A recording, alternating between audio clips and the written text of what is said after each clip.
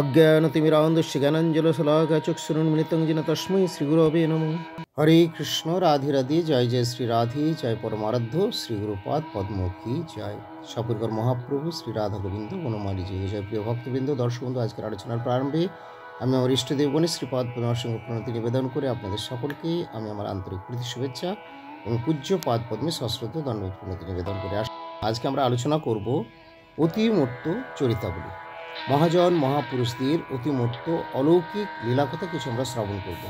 ভগবানের যেমন অচিন্ত শক্তি রয়েছে এবং মূল শক্তিমান যেমন হচ্ছেন তিনি, তার অচিন্ত শক্তি প্রভাবেই এই সারা জগৎ বিশ্ব ব্রহ্মাণ্ড পরিচালিত হচ্ছে। মূল প্রভু হচ্ছেন তিনি, আর বাকি সকলেই হচ্ছে তার দাস। কেউ মানে কেউ না মানে, সবই কৃষ্ণদাস। সবারই মূল প্রভু হলেন অনাদির আদির গোবিন্দ, সর্বকারণ কারণম শ্রীকৃষ্ণচন্দ্র ভগবান। তো সেই কৃষ্ণই কলিকালে শ্রী চৈতন্য মহাপ্রভু, কৃষ্ণই ভগবান শ্রী রামচন্দ্র, তিনি জগন্নাথ প্রভৃতি। তো আসুন সেই প্রভুর কথা এখন আমরা আজকে কিছু শ্রবণ করব। শুরুতেই আগে বলি, কেন আমরা ভগবানের কথা শ্রবণ করব না, ভগবানের কথা শ্রবণ করলে আমাদের মঙ্গল লাভ হয়, নিত্য মঙ্গল, নিত্য কল্যাণ, নিত্য শান্তি লাভ হবে ভগবানের কথা শ্রবণ করলে। এই জন্য আপনারা শুনেছেন পূর্বে যে ভাগবত কথা সবে শুনে দিয়ে এমন সব দুঃখ দূরে যাবে, পাবে প্রেমধন। ভাগবত কথা শ্রবণ করতে হবে। কোত্থেকে আমরা ভাগবত কথা শ্রবণ করব না, যাও ভাগবত পড়ো বৈষ্ণবের স্থানে বা শ্রী গুরু স্থানে, একান্ত আশ্রয় করি চৈতন্য চরণে। চৈতন্যের ভক্তগণের নিত্য করো সঙ্গ, তবে তো জানিবা সিদ্ধান্ত সমুদ্র তরঙ্গ। আসলে ভাগবত পড়তে হবে বা ভাগবত অনুশীলন করতে হবে, ভাগবত শিক্ষা গ্রহণ করতে হবে। কোত্থেকে না, শ্রী গুরুপাদ পদ্মের কাছ থেকে। গুরুপাদ পদ্ম এবং গুরু নিজজন বৈষ্ণব বৃন্দই তারাই ভাগবতের কথা আমাদের জানাতে পারেন। যাদের জীবন নিজের আচরণের মধ্যে থাকে না, যারা নিজেরা সেই আচরণ করেন না, কেবলমাত্র ভাগবত পড়ে ভাগবতকে জানা যায় না। তাই ভাগবত পড়তে হবে এখন সাধু সঙ্গে কৃষ্ণ নাম এই মাত্র চাই, সংসার যিনি তার অন্য বস্তু নাই। তাই ভাগবত যখন আপনারা পড়বেন, অর্থাৎ ভাগবত অনুশীলন করবেন, যারা ভাগবত গ্রন্থকে, ভাগবতের শিক্ষাকে যারা সার করেছেন, সেই সমস্ত আচার্যবৃন্দের কাছ থেকে বা তাদের অনুগজন গুরুনিষ্ঠ সেবক বৈষ্ণববৃন্দের কাছ থেকে ভাগবত কথা শ্রবণ করুন। সেখান থেকে ভাগবত কথা শ্রবণ করলে মঙ্গল হবে না। ভাগবত হলো দুই প্রকার, গ্রন্থ ভাগবত আর ভক্ত ভাগবত। গ্রন্থ ভাগবতের কথা পরিবেশন করেন ভক্ত ভাগবত। ভক্ত ভাগবত হলেন তিনি, যিনি ভাগবতের শিক্ষা উপদেশ নিজ জীবনে আচরণ করেন এবং আচরণ করে অন্যকে উপদেশ প্রদান করেন। আমরা এরকম জনের কাছ থেকে ভাগবত কথা শ্রবণ করব, তাহলেই আমাদের মঙ্গল হবে। ভগবানের যেমন অচিন্ত শক্তি রয়েছে, ভগবানের যেমন অনন্ত শক্তি রয়েছে, ঠিক সেই রকমভাবে তার পৃষ্ঠজন, তার ভক্তগণেরও কিন্তু শক্তি কম থাকে না। যারা প্রকৃত ভগবানের লোক, ভগবত পৃষ্ঠ বা ভগবানের প্রকাশ বিগ্রহ, ভগবানের নিজজন, ভগবানের পরম আপনজন, যাদেরকে নিয়ে ভগবানের লীলা, তারাও কিন্তু সাধারণ মনুষ্যের মধ্যে নন। সাধারণ মনুষ্যের ন্যায় তারাও পরিগণিত হবেন না, তাদের মধ্যে অচিন্ত শক্তি রয়েছে। আজকে আমরা সেই রকম একজন বিশেষ মহান ভক্তের কথা, মহাভাগবতের কথাই আমরা শ্রবণ করব, যার নাম হলো শ্রীল রসিকানন্দদেব গোস্বামী প্রভু। এই রসিকানন্দদেব গোস্বামী প্রভু একসময় একটা মত্ত হাতিকেও তিনি শান্ত করে দিয়েছিলেন এবং নিজের শিষ্য করে নিয়েছিলেন তাকে। এটি কিভাবে সম্ভব হয়েছিল না, আপনারা যদি অনেকেই গ্রন্থ অনুশীলন করে থাকেন, আপনারা জানবেন যে রসিকানন্দদেব গোস্বামী প্রভুর গুরুদেব ছিলেন শ্রীল শ্যামানন্দ প্রভু এবং তার গুরুদেব হলেন শ্রীল হৃদয় চৈতন্য দাস প্রভু। তো আজকে এখন আমরা যে কথা আলোচনা করব সেটি হলো শ্রীল রসিকানন্দ দেব গোস্বামী প্রভুর দিব্য মধুর চরিতাবলী। এই রসিকানন্দ দেব গোস্বামী প্রভু 1512 শতাব্দে মেদিনীপুর জেলা অন্তর্গত সুবর্ণরেখা নদীর তটবর্তী রোহিণী বা রয়নী গ্রামে আবির্ভূত হয়েছিলেন। তার পিতার নাম রাজা অচ্যুতানন্দ এবং মাতার নাম শ্রী ভবানী দেবী। তিনি রাজপুত্র ছিলেন, রাজপুত্র বা রাজকুমার এই রসিকানন্দ দেব গোস্বামী প্রভু। তিনি অত্যন্ত গুরুনিষ্ঠ, সেবাপ্রাণ, সেবানিষ্ঠ ছিলেন। তাই তার প্রতি ভগবানের এত কৃপা, যে কথা আমরা আজকের আলোচনায় জানতে পারব। ভগবানের কৃপা বা কৃপাশক্তি লাভ না হলে কখনোই প্রচার সম্ভব নয়। কৃষ্ণ কৃপা বিনা নহে তার প্রবর্তন। ভগবান তার নিজ জনগণকে প্রেরণ করেন এই জগতে এবং তাদের দ্বারা জগতে পৃষ্ঠ হয়ে তিনি কার্য করেন। এরকম লীলাকার্য যার দ্বারা সম্পাদন করেছিলেন, তাদের মধ্যে অন্যতম এক ভক্ত বা মহান বৈষ্ণব তথা মহাভাগবত, ভগবানের প্রিয়জন, পার্শ্বদ এমনকি যিনি কৃষ্ণলীলায় মধুর রসাশ্রিতা সেবিকা ছিলেন, সেই রসিকানন্দ দেব গোস্বামী প্রভুর দিব্য মধুর লীলাকথা আমরা জানতে পারি, যে তিনি অত্যন্ত উৎকণ্ঠিত হলে একসময় ভগবত কৃপায় শ্যামানন্দ প্রভুর দুর্লভ দর্শন প্রাপ্ত হন স্বপ্নের মাধ্যমে, এবং তারপরে প্রত্যক্ষভাবে তিনি তার দর্শন প্রাপ্ত হয়ে তার কাছ থেকে মন্ত্রাদি লাভ করে তিনি ভজনা করে ধন্য। এখানে একটি খুবই বিশেষভাবে লক্ষ্য করার বিষয় যে আরতি হলেই তখন প্রাপ্তি হয়। ভগবত কৃপাতে যখন এরকম রসিকানন্দ প্রভুর আরতি প্রকাশ পায়, ঠিক সেই সময় শ্যামানন্দ প্রভু তাকে স্বপ্নে দর্শন দিয়েছেন এবং তারপর প্রত্যুষে এসেই তিনি সাক্ষাৎভাবে আবার দর্শন প্রদান করলেন, তাকে মন্ত্র প্রদান করলেন, কৃপা উপদেশ করলেন। সেই কথা আমরা গ্রন্থে আলোচনার মাধ্যমে জানতে পারি। দেখুন, প্রত্যুষেই দর্শন করছেন শ্রী রসিকানন্দ দেব গোস্বামী প্রভু, যে সূর্যসম তেজময় দীর্ঘ কলেবর শ্যামানন্দ প্রভু সহাস্য বদনে কিশোর দাস আদি ভক্তগণের দ্বারা পরিবেষ্টিত হয়ে হা কৃষ্ণ চৈতন্য হা নিত্যানন্দ নাম উচ্চারণ মুখে প্রেম বিহ্বলাবস্থায় নৃত্য করতে করতে তার নিকট অগ্রসর হচ্ছেন। রসিক মুরারির বহু প্রত্যাশিত গুরুদর্শন করে তৎক্ষণাৎ মহানন্দে গুরুপাদ পদ্মে পতিত হলেন। শ্যামানন্দ প্রভু স্নেহাতিশয্যবশত রসিকানন্দকে কোলে তুলে নেত্রজলে সিক্ত করত তাকে রাধাকৃষ্ণ মন্ত্র প্রদানের পর শ্রী নিত্যানন্দ ও শ্রী চৈতন্য চরণে সমর্পণ করলেন। নিষ্কপট আরতি হলে যে সদ্গুরু লাভ হয়, এটি তার একটি জ্বলন্ত বা প্রত্যক্ষ দৃষ্টান্ত। আমাদের যদি আরতি ঠিক হয়, আমরা অবশ্যই সদ্গুরু প্রাপ্ত হব, এ বিষয়ে কোনো সন্দেহ নেই। তাই আপনারা গভীর আরতি সহকারে ভগবানকে জানান, ভগবানকে ডাকুন। যাদের সদ্গুরু প্রাপ্তি হয়নি তারা সদ্গুরু লাভ করবেন, আর যাদের সদ্গুরু প্রাপ্ত যারা হয়েছেন তারা ভগবানের কৃপায় সদ্গুরুতে শ্রদ্ধা প্রীতি বিশিষ্ট হতে পারবেন। গুরু কৃপা ছাড়া কখনোই ভগবত প্রাপ্তি হয় না। সমস্ত শাস্ত্র সে কথা পুনঃ পুনঃ বর্ণন করেছেন। আজকের ঘটনাটি বা আজকের আলোচনাতেও আমরা তাই জানলাম। শ্রীল রসিকানন্দ দেব গোস্বামী প্রভু তার গুরুপাদ পদ্ম তথা শ্রীল শ্যামানন্দ প্রভুর কৃপা লাভ করে তিনি একজন কত বড় মহান বৈষ্ণব বা ভক্ত হয়েছেন, সেই কথা আমরা জানতে পারছি। দেখুন, শ্রীল রসিকানন্দ দেব গোস্বামী সর্বতোভাবে সর্বেন্দ্রীয় ঐকান্তিকতার সহিত গুরু সেবা করে অল্প দিনের মধ্যেই শ্যামানন্দ প্রভুর প্রধান শিষ্য ও মহাশক্তিশালী আচার্যরূপে পরিণত হলেন। বস্তুত শিষ্যই সদ্গুরু হন। তথাকথিত শিষ্য নামধারী ব্যক্তি বহু হতে পারেন, কিন্তু প্রকৃত গুরুনিষ্ঠ অনন্য সেবাপরায়ণ শিষ্যতেই গুরুর সমস্ত শক্তি অর্পিত হয়। রসিকানন্দ দেব গোস্বামী গুরু কৃপার দ্বারা সমৃদ্ধ হয়ে বহু দস্যু পাষণ্ড যবন পতিত জীবকে ভগবত ভক্তিরূপ প্রেমরত্ন প্রদানের দ্বারা উদ্ধার করেছিলেন।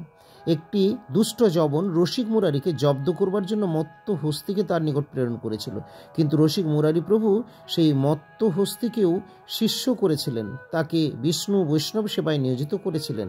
তার এই অলৌকিক শক্তির প্রভাব দেখে সকলে পরম বিশ্বান্বিত চমৎকৃত হয়েছিল।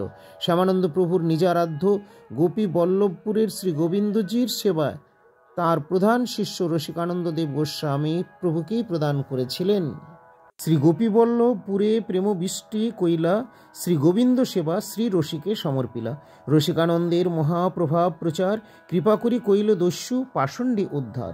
ভক্তিরত্ন দিলা কৃপা করিয়া যবনে গ্রামে গ্রামে ভ্রমিলেন লইয়া শিষ্যগণে। দৃষ্টির প্রেরিত হস্তি তারে শিষ্য কইল, তারে কৃষ্ণ বৈষ্ণব সেবায় নিয়োজিল। সে দুষ্ট যবন রাজা প্রণত হইল, না গণিল ঘর কত জীব উদ্ধারিল। শ্রী রসিকানন্দ সদা মত্ত সংকীর্তনে কে বা না বিহ্বল হয় তার গুণগানে, এটি ভক্তি রত্নাকর গ্রন্থে বর্ণিত হয়েছে। শ্রী রসিকানন্দ দেব গোস্বামীর মহাপুরুষোচিত অলৌকিক শক্তি প্রভাবে আকৃষ্ট হয়ে ময়ূরভঞ্জের রাজা বৈদ্যনাথ ভঞ্জ, পটাশপুরের রাজা শ্রী গজপতি, ময়নার রাজা চন্দ্রভানু, পাঁচেটের রাজা শ্রী হরিনারায়ণ, ধারেন্দার রাজা শ্রী ভীম, শ্রীকর, উড়িষ্যার তদানীন্তন শাসনকর্তা নবাব ইব্রাহিম খাঁর ভ্রাতুষ্পুত্র আহম্মদ বেগ প্রভৃতি তার শিষ্য হয়েছিলেন। চিন্তা করুন, কাদের কাদের কেমন লোকজনদেরকে শিষ্য করেছিলেন। আর যিনি মত্ত হস্তিকেও শান্ত করে দিয়েছেন, শিষ্য করেছেন, তার কাছে আবার অসম্ভব বলে কি আছে বলুন। কলিযুগ পাবনবতের স্বয়ং ভগবান শ্রীকৃষ্ণ চৈতন্য মহাপ্রভু নদীর নিমাই গৌর হরি, তিনিও যখন বৃন্দাবনের পথে গমন করছিলেন, পথে যেতে যেতে ঝাড়খণ্ডের পথে হিংস্র প্রাণীগুলোকে, ব্যাঘ্র ভল্লুক সিংহ, তাদেরকেও তিনি হরিনাম করিয়েছিলেন। বাঘকে মহাপ্রভু বলছেন, বাঘ তুমি তো বাঘ নও, তুমি কৃষ্ণ বলো। তোমার দেহটা হয়তো বাঘ বা ব্যাঘ্র হয়েছে, কিন্তু তুমি তো কৃষ্ণ দাস, তুমি কৃষ্ণ বলো ব্যাঘ্র। এই কৃষ্ণ কৃষ্ণ বলি ব্যাঘ্র নাচিতে লাগিল। তো মহাপ্রভুর যেমন সেই কৃপা শক্তি, সেই রকম তার নিজজন পৃষ্ঠজন তাদের মধ্যেও সেই শক্তি রয়েছে। প্রভু কৃপাপূর্বক তাদের প্রেরণ করেছেন জগতের কল্যাণের জন্য। তাদের মধ্যে দিয়ে এই ধরনের মহা অলৌকিক বিচিত্র লীলা প্রকাশ করে জগৎবাসীর তাদের প্রতি শ্রদ্ধা আনয়ন করে আবার তাদের মাধ্যমেই জীবকুলকে শিক্ষা দিয়ে থাকেন। মানুষ যদি কিছু না দেখে, তাহলে তাদের অতিমূর্ততার উপলব্ধি যদি না হয়, তাদের কাছে সমর্পিতাত্মা হবে কি করে, শরণাগত হবে কি করে? এই জন্য ভগবানই তাদেরকে কৃপা করে এই জগতে পাঠান এবং তাদের মধ্যেই কৃপা শক্তি সঞ্চার করে জগৎবাসীকে উদ্ধার করেন। জগৎবাসীও তাদের প্রতি আকৃষ্ট হয়। তারা হলেন কৃষ্ণের আকর্ষণীয় শক্তি। বহু ভাগ্য ভালো হলেই জীব সদ্গুরু প্রাপ্ত হয়, সাধু সঙ্গ লাভ হয় এবং তাদের কৃপার ফলে জীব বৈকুণ্ঠে গমন করতে পারে। ভগবানের কৃপা শক্তি লাভ করে ধন্যাতি ধন্য হয়ে যায়। দেখুন, আজকে আপনারা শ্রবণ করলেন শ্রী রসিকানন্দ দাস গোস্বামী প্রভুর অতিমূর্ত জীবনচরিত কথা। আমরা আর কতটুকু আলোচনা করতে পারি বা করব বলুন? যারা এই মহান, যারা মহামহা ভাগবত, যারা অতিমূর্ত মহাপুরুষ, যারা ভগবানের নিজজন পরমপৃষ্ঠ প্রকাশ, তাদের কথা কি বলে শেষ করা যায়? যে ধ্রুব মহারাজের কথা আপনারা শ্রবণ করেছেন, ভক্ত প্রহ্লাদের কথা শ্রবণ করেছেন, তার মানে কিন্তু এটা নয় যে শুধু পূর্বেই এই লীলাগুলো ছিল, আজ নেই। মহাপ্রভুর সময়ে মহাপ্রভু প্রদর্শন করেছেন এবং তার পরবর্তী সময়েও বিশিষ্ট ভক্ত বৈষ্ণববৃন্দ, মহাপ্রভুর পৃষ্ঠজন, পার্শ্বজন, তাদের মাধ্যম দিয়েও এই অলৌকিকতা কিন্তু প্রদর্শিত হয়েছে এবং আমরা যা শ্রবণের সুযোগ পাচ্ছি। আমরা ইতিপূর্বে আলোচনা করেছি যে মোদীয় পরমারাধ্য শ্রী গুরুপাদ পদ্মশ্রী মুখে শ্রবণ করেছি বা আমাদের মঠের গ্রন্থেও লিপিবদ্ধ রয়েছে। আজও প্রভুপাদের নিজজন, অন্তরঙ্গ নিজজন এবং পরমপৃষ্ঠ জগৎগুরু শিষ্য ভক্তি ময়ক ভাগবত গোস্বামী ঠাকুর অতিমূর্ত মহাপুরুষ, তারও অতিমূর্ত মহাপুরুষ যে তিনি, তারও অচিন্ত শক্তির কথা আমরা দেখেছি কিভাবে তিনি প্রকাশ করেছেন। অচিন্ত শক্তি বলতে এক ধমকে যিনি ভূতকে তাড়িয়ে দিয়েছিলেন। অনেকে বলেন ভূত প্রেতাত্মা এই সমস্ত কথা কি আপনারা বিশ্বাস করেন? কেন করব না? প্রেত তো রয়েছে, প্রেতাত্মা তো রয়েছে। এখন সেই প্রেতাত্মাকে উদ্ধার করেছিলেন শিষ্য ভক্তিময়ক ভাগবত গোস্বামী ঠাকুর। চিনপাই গ্রামের পাশেই দেচান্দ্রা, সেখানে এক ভক্তের বাড়িতে তিনি ছিলেন এবং সেখানে থেকেই যখন তিনি রাত্রিবেলাতে পাঠ কীর্তন করে এসে ফিরে সেই বাড়িতে বিশ্রাম নিচ্ছেন, তখন দেখছেন বাড়িটা দুলছে। আসলে সেই বাড়িওয়ালারা তারা জেনে শুনেই সেখানে রেখেছিলেন। তারা জানতেন যে এটা ভুতুড়ে ঘর নেমেই খ্যাত, সবাই জানে যে এখানে ভূত বাস করে। তারাও নিজেরাও ঠিকমতো বাস করতে পারতো না, কিন্তু যেহেতু ভাগবত ঠাকুর ছিলেন একজন তেজস্বী মহাপুরুষ, তাই তারা চিন্তা করেছিলেন যদি ভাগবত ঠাকুরকে এই গৃহে রাখা যায় তাহলে ভূত টুত হয়তো থাকলেও সেগুলো চলে যাবে। যাই হোক, ভাগবত ঠাকুরকে সেখানে বিশ্রাম করতে দিয়েছিলেন। আর ভাগবত ঠাকুর যখন পাঠ কীর্তন ইত্যাদি সেরে এসে রাত্রিবেলায় যখন সেখানে বিশ্রাম নিতে যাবেন, দেখছেন সেই বাড়িটা দুলছে। তো হঠাৎ করেই তিনি বুঝতে পারলেন যে এটি প্রেতাত্মা বা অশরীর কার্য। তখন বললেন, এই কে তুমি? কে এইভাবে আমাকে ডিস্টার্ব করছো? আর ডিস্টার্ব করো না, আমি এইমাত্র ক্লান্ত শান্ত হয়ে ফিরছি ভাগবত পাঠ করে। তুমি যেও হও না কেন, যাও, এক্ষুনি ফিরে চলে যাও, এক্ষুনি তুমি চলে যাও এখান থেকে। এই বলে যখনই তিনি হুঙ্কার করলেন, যেন একবারে স্থানটা পুরো শান্ত হয়ে গেল। সেই দোদুল্যমান বাড়িটিও একবারে স্থির হয়ে গেল এবং সাথে সাথে একটি বিরাট আওয়াজ উঠেছিল। তাকিয়ে দেখলেন যে পাশে একটি বড় আম গাছ ছিল, সেই গাছের ডালটি ভেঙে পড়ল। আসলে পরমারাধ্য প্রভুজি, প্রভুপাদের পরমপৃষ্ঠজন ভক্তিময়ক ভাগবত গোস্বামী ঠাকুর এই কথাটি বলেছিলেন যে আসলে যখন এই গাছের থেকে বিরাট আওয়াজটি উঠল এবং ডালটি ভেঙে পড়ল, সেই মুহূর্তেই সেখানে বসবাসকারী সেই অশরীরী বা প্রেতাত্মা সে কিন্তু স্থান ছেড়ে চলে গিয়েছিল এবং এইভাবে সাধুর কৃপাতে তাদেরও উদ্ধার হয়ে যায়। শাস্ত্রে এরকম ভুরি ভুরি প্রমাণ রয়েছে। তো প্রিয় ভক্তবৃন্দ, দর্শকবৃন্দ, আপনারা তো শ্রবণ করলেন যে কী ধরনের সাধুর মধ্যে কত অচিন্ত বা অলৌকিক শক্তি থাকতে পারে। মোদীয় পরমারাধ্য প্রভুজির কথা তো আপনারা অনেকেই শুনেছেন, কিন্তু মোদীয় পরমারাধ্য শ্রী গুরুপাদ পদ্মের কথা জানেন কি? না, জানেন না। সকলের কাছে তিনি এত বেশি প্রকাশ করেন না। তবে আমি একবার প্রত্যক্ষদর্শী ছিলাম। আমি আর হয়তো একজন দুজন মাত্র ছিলেন কেউ বিশেষ।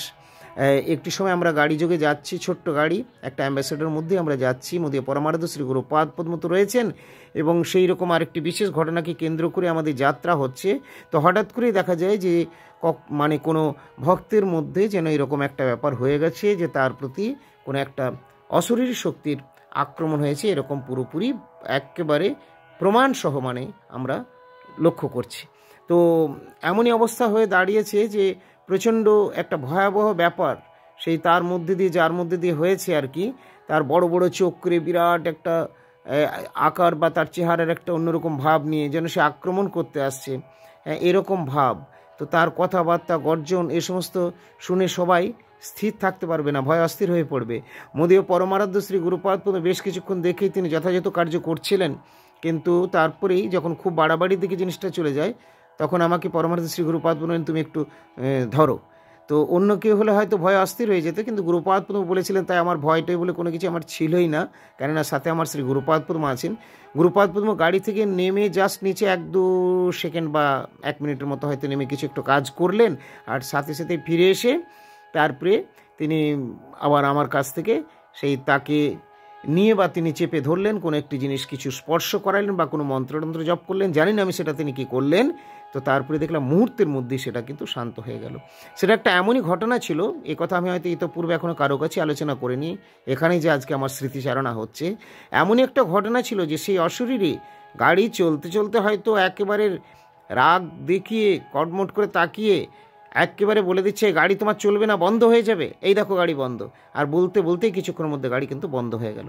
অনেকেই প্রশ্ন করবেন, সাধুর কাছেও কি এরকম হয়, গুরুর কাছে এরকম হয়? কেন হতে পারে না?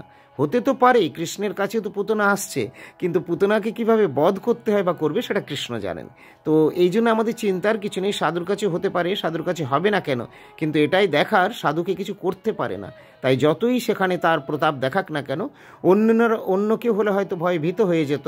এমনকি সাধু তো দূরের কথা, সাধুর দাস গুরুপাদ ভৃত্যানুভৃত্য, আমিও ভয় পাইনি গুরু কৃপাতে।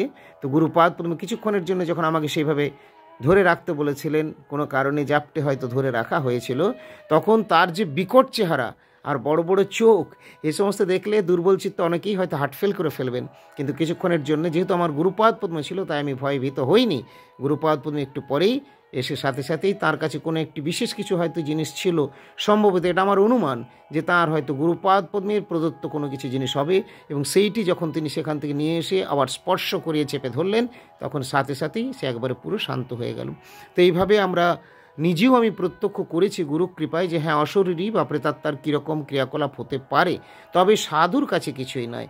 আমরা আগেও শ্রবণ করেছি, মোদীয় পরমারাধ্য পরম গুরুদেবের কাছেও এরকম এসেছিলেন, এরকম একটি ঘটনা হয়েছিল, পরমারাধ্য প্রভুজিও প্রদর্শন করেছিলেন যে দেখো কিভাবে তাদেরকে শান্ত করতে হয়। নাম ভজনশীল নামপরায়ণ সাধুর কাছে এ সমস্ত কিছুই করতে পারে না। পরমারাধ্য প্রভুজি যখন সেখানে চিৎকার করে হুঙ্কার করে বলেছিলেন যে তুমি যেই হও, তুমি এখন আর আমাকে ডিস্টার্ব করো না, চলে যাও, তো সেই মুহূর্তে গাছের ডালটি ভেঙে পড়েছিল, ঘরটি শান্ত হয়ে গেছিল, এবং প্রভুজি বললেন এইভাবেই সেই প্রেতাত্মা চলে গিয়েছিল, তার উদ্ধার লাভ হয়েছিল। এছাড়াও আরও একটি ঘটনা আছে চিনপাই শ্রী ভাগবত আশ্রমের কাছেই, সেখানে রেল লাইনে কাটা পড়েছিল কেউ, এবং সেও অশরীরী হয়ে ঘুরে বেড়াচ্ছিল, সেও প্রভুজির কাছে এসে চিনপাই শ্রী ভাগবত আশ্রমে এসে কোনোভাবে তার উপস্থিতি প্রকাশ করলে প্রভু তাকে কৃপা করে বলে দিয়েছিলেন, যাও, তোমার চিন্তা নেই, তোমার উদ্ধার হবে। এই বলে প্রভুজি তাকে হরিনাম শুনিয়েছিলেন এবং বিশেষ কৃপা করে তার উদ্ধারের ব্যবস্থাও করে দিয়েছিলেন। প্রভুজি এতই দয়াময়। তো অনেকে হয়তো ভাববেন, প্রশ্ন করবেন, এরকম শক্তি আছে সাধুর? হ্যাঁ, শক্তি যদি না থাকে তারা কী নিয়ে কাজ করছেন? সাধুর বেশ নিয়ে নিলেই তো আর সবাই সাধু হয়ে যায় না। এই সমস্ত শক্তিগুলো দরকার। এই শক্তিগুলো কি করে পাওয়া যায়? ভগবানের আরাধনা উপাসনার ফলে। যারা নিত্য সেবক, তারা ওই জগৎ থেকে এই জগতে অবতরণ করছেন, তারা প্রভুর নিত্য সেবক বা তারা নিত্য সিদ্ধ মহাত্মা। আর এই জগতের থেকে যারা আচরণ অনুশীলন করছেন, গুরুর কাছে মন্ত্র দীক্ষা নিচ্ছেন, শিষ্য হচ্ছেন, তীব্র আরতি সহকারে যারা ভজনাদি করছেন, তারাও গুরু কৃপায় সেইরকমভাবে শক্তি লাভ করেন। আপনি যেমন পড়াশোনা করবেন সেই রকমভাবে আপনি নাম্বার পাবেন। তাই গুরুর কাছে যখন আসবেন, গুরুর হয়ে, যদি গুরুনিষ্ঠ হয়ে, গুরুগত প্রাণ হয়ে মন্ত্রের সাধন ভজন অনুশীলন উপাসনাদি করতে পারেন, তাহলে নিজের জীবন ধন্য হয়ে যাবে। নিজে তো উদ্ধার পাবেনই, ভয়ভীতের কোনো প্রশ্ন নেই, সকলকে উদ্ধার করে দিতে পারবেন, সারা জগৎ উদ্ধার হয়ে যাবে। এই জন্য শাস্ত্রে, গ্রন্থে, প্রভুপাদের উপদেশামৃতের আমরা এটাও শ্রবণ করেছি, যস্য দেবে পরাভক্তির যথা দেবে তথা গুরু তস্যৈত কথিত যর্থ প্রকাশন্তে মহাত্মনো। তাই যে কথাগুলি বললাম বা আপনারা শ্রবণ করলেন বা শ্রবণ করছেন, এই কথা আমার কৃতিত্বের কোনো কথা নয়। এই কথা হলো মোদের পরমারাধ্য শ্রী গুরুপাদ পদ্মের গুরু কৃপার কথা। দেখুন, শ্রী গুরুপাদ পদ্মের সাথে গাড়িতে মাত্র আমরা জনাতিনিক রয়েছেন সাথে গুরুপাদ পদ্ম, তারই বলে বলিয়ান আমরা। তো মুহূর্তের মধ্যে বলে কয়ে গাড়ি একবারে দাঁড় করিয়ে দিচ্ছে সে অশরীরী, একবারে যেন চ্যালেঞ্জ দেওয়ার মতো, এই দেখ তোদের গাড়ি দাঁড়িয়ে যাবে, এরকমই অবস্থা। প্রত্যক্ষ ঘটনা, আমার প্রত্যক্ষ দর্শন। তবে গুরুপাদ পদ্মের কৃপা নির্দেশে এগুলো সব বলার নির্দেশ থাকে না, তাই এতখানি আমি ব্যক্ত করি না। এত বড় বিকট তার চেহারা, আর এরকমভাবে চোখ করেছে, সে দেখলে যে কেউ ভয় পেয়ে যাবে।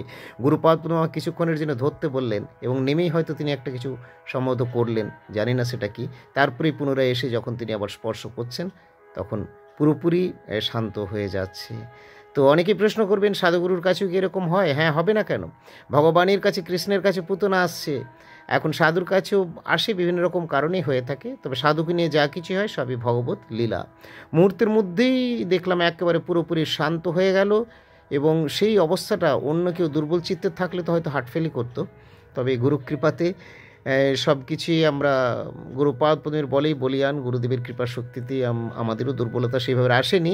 আপনি থাকলে হয়তো আপনিও সবল হয়ে যেতেন।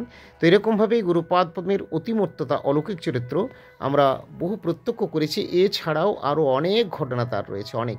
গুরুপাদ পদ্মের সঙ্গ করুন, সদ্গুরুর চরণাশ্রয় করুন, গুরুকে দৃঢ়রূপে ধারণ করুন, গুরুচরণ শিরোধারণ করে গুরুদেবের দেওয়া নাম, গুরুদেবের দেওয়া শিক্ষা, গুরুদেবের দেওয়া মন্ত্র, এইগুলি গ্রহণ করে এগিয়ে চলুন। দেখবেন ভগবান আপনার সাথে সাথেই রয়েছে। আর কারি করে ভয় পেয়েছে, গুরুর অভয়, জয় গুরু বলে হরে আগুন। আপনি যদি এইভাবে চলেন, ভগবান আপনার জন্য ব্যস্ত হয়ে যাবেন, উতলা হয়ে যাবেন। ভগবান তো গুরুকে পাঠিয়েছেন, কৃপাপূর্বক প্রেরণ করেছেন, এই জন্যে গুরুদেবকে কৃষ্ণ পৃষ্ঠায় ভূতলে বলা হয়। কিন্তু কে বুঝতে পারবে? যার প্রতি কৃষ্ণের কৃপা হবে। কৃষ্ণ যদি কৃপা করেন, কোনো ভাগ্যবাণী গুরু অন্তর্যামী রূপে শেখায় আপনি। যদি কৃষ্ণের কৃপা লাভ হয়, তবে তিনি গুরু পাবেন, তবে তিনি গুরুকে জানতে পারবেন, তবে তিনি গুরুর কৃপা লাভ করে ধন্য হতে পারবেন। এই জন্য কৃষ্ণকে ডাকতে হবে। কৃষ্ণের কৃপা ছাড়া গুরুপ্রাপ্তি, সদ্গুরু প্রাপ্তি হয় না, আর গুরুর কৃপা ছাড়া কখনোই ভগবত প্রাপ্তি, কৃষ্ণ প্রাপ্তি হয় না। তাই যারা গুরু পাননি, তার আগে কৃষ্ণকে ডাকুন, কৃষ্ণের নাম করুন, কৃষ্ণের কৃপা ভিক্ষা করুন। কৃষ্ণই কৃপাপূর্বক আপনার কাছে গুরু প্রেরণ করে দেবেন, বা গুরু রূপে এসে উপস্থিত হবেন। আর যেদিন আপনি গুরু প্রাপ্ত হয়ে যাবেন, সেদিন আর চিন্তার কি আছে?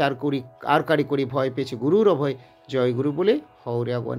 গুরুপাদ পদ্ম আপনাকে মন্ত্র আদি প্রদান করে ভগবানের সঙ্গে যুক্ত করে দেন, এবং ভগবানের সঙ্গে আপনার সম্বন্ধ, পরিচয় সব ঠিকঠাক করে দেন, এবং আপনাকে ভগবানের সেবক হিসেবে নিয়োজিত করে তিনি ভগবানের সেবা প্রদান করে সুখী করতে চান। প্রকৃত গুরু, সদ্গুরু চান যে শিষ্য আমার কথা শুনুক, আমার কথা শুনে আমার কাছে আসুক, এবং আমার সাথে আমার প্রভুর কাছে চলুক।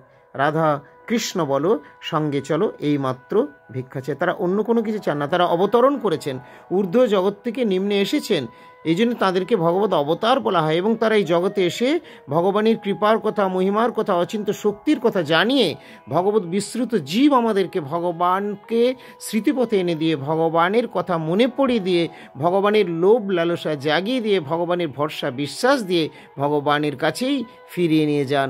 এটাই হলো গুরুপাদ পদ্মের গুরুবর্গের, বৈষ্ণববৃন্দের একমাত্র বার্তা। Back to god and back to home is the message of Gaudiya Math, Gaudiya mission. চলুন সকলে আমরা ভগবানের কাছে ফিরে যাই। সেটি সম্ভব হবে গুরুবানুগত্যে কৃষ্ণানুশীলনের মাধ্যমে। মহাপ্রভু বললেন যে, প্রভু কাহে গুরু সেবা নাম সংকীর্তন, দুই কর শীঘ্র পাবে শ্রীকৃষ্ণচরণ। তাতে কৃষ্ণ ভজে করে গুরুর সেবন, মায়াজাল ছুটে পায় কৃষ্ণের চরণ। তাই যারা গুরুপাদ পদ্ম প্রাপ্ত হননি, তারাও হরিনাম গ্রহণ করুন। যারা গুরুপাদ পদ্ম প্রাপ্ত হয়েছেন, তারাও হরিনাম গ্রহণ করুন। হরিনামের ফলে আর গুরু সেবার ফলে গুরু কৃপা এবং কৃষ্ণ কৃপায় আপনার জীবন হয়ে যাবে ধন্য। আপনি গুরু কৃষ্ণের দিব্য কৃপা সারা সান্নিধ্য লাভ করে ধন্যাতি ধন্য হয়ে যাবেন। তো প্রিয় ভক্তবৃন্দ, আজকে আর আমি বেশি সময় নেব না। এখানে বিরতি দেওয়ার আগে আপনাদের সকলকে বলবো, যারা এখন আমাদের চ্যানেল সাবস্ক্রাইব করেনি, তারা চ্যানেল সাবস্ক্রাইব করে আমাদের সঙ্গে থাকুন, আর নিয়মিত দেখতে থাকুন আমাদের পারমার্থিক দিব্য মধুর প্রসঙ্গগুলি। হরে কৃষ্ণ, হরি বল। ভালো থাকুন সকলে। জয় জয় শ্রী রাধে, জয় শ্রী গুরুপাদ পদ্ম কি জয়। নিতাই গৌর প্রেমানন্দে, হরি হরি বল।